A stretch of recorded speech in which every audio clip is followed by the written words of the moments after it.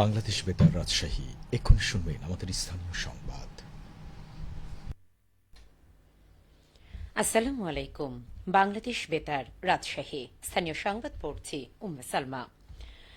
রমজান মাসকে সামনে রেখে সিরাজগঞ্জ জেলা প্রশাসনের উদ্যোগে খোলা বাজারে ন্যায্য মূল্যে নিত্য প্রয়োজনীয় পণ্য বিক্রি শুরু হয়েছে।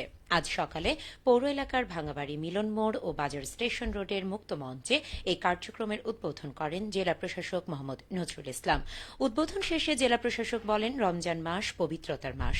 এই মাসে ব্যবসায়ীদেরও উচিত অতি মুনাফা লাভের আশা ত্যাগ করে মানুষকে ন্যায্য মূল্যে নিত্যপণ্য ও দ্রব্যাদি ক্রয়ের সুযোগ দেওয়া। জেলা প্রশাসনের পক্ষ থেকে আজ থেকে ন্যায্য মূল্যে পণ্য বিক্রয় শুরু হলো, এটি অব্যাহত থাকবে।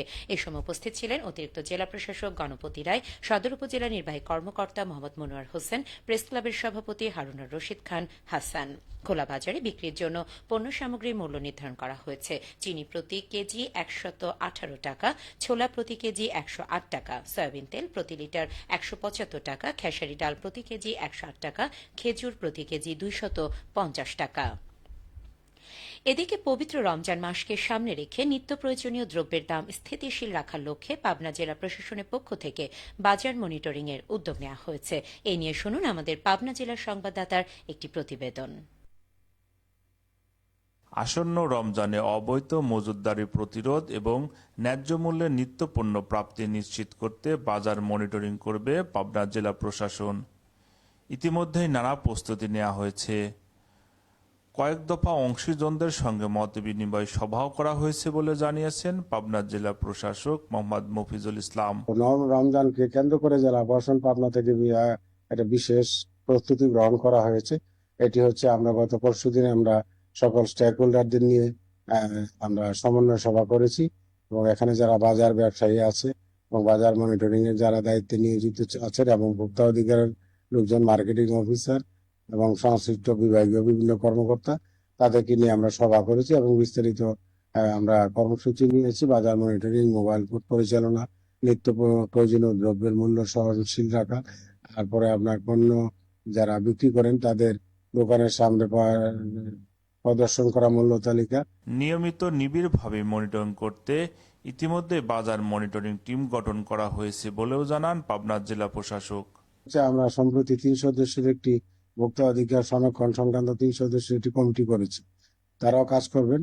তো সকলকে নিয়ে আমরা রমজানে যাতে আমরা বাজার স্থিতিশীল রাখতে পারি, নিত্য প্রয়োজনীয় দ্রব্যের বাজার মূল্য যাতে ক্রয় সীমার মধ্যে থাকে, সেটা নিশ্চিত করার জন্য আমরা জেলা প্রশাসন প্রয়োজনীয় প্রস্তুতি নিয়েছে। রমজানে সাধারণ মানুষের ভোগান্তি কমাতে এবং দাম নিয়ন্ত্রণে রাখতে জেলা প্রশাসনের এমন উদ্যোগ আরো জোরালো করার আহ্বান পাবনাবাসীর।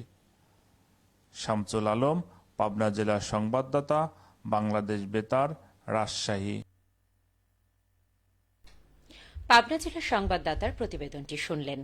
এদিকে নওগাঁর ধামইরহাটে মাহে রমজান উপলক্ষে নিত্যপণ্যের বাজার তদারকি ও ন্যায্য মূল্যের দোকান চালু করা হয়েছে। আজ দুপুরে উপজেলা পরিষদ সংলগ্ন অস্থায়ী দোকানের উদ্বোধন করেন উপজেলা নির্বাহী কর্মকর্তা মোহাম্মদ মোস্তাফিজুর রহমান।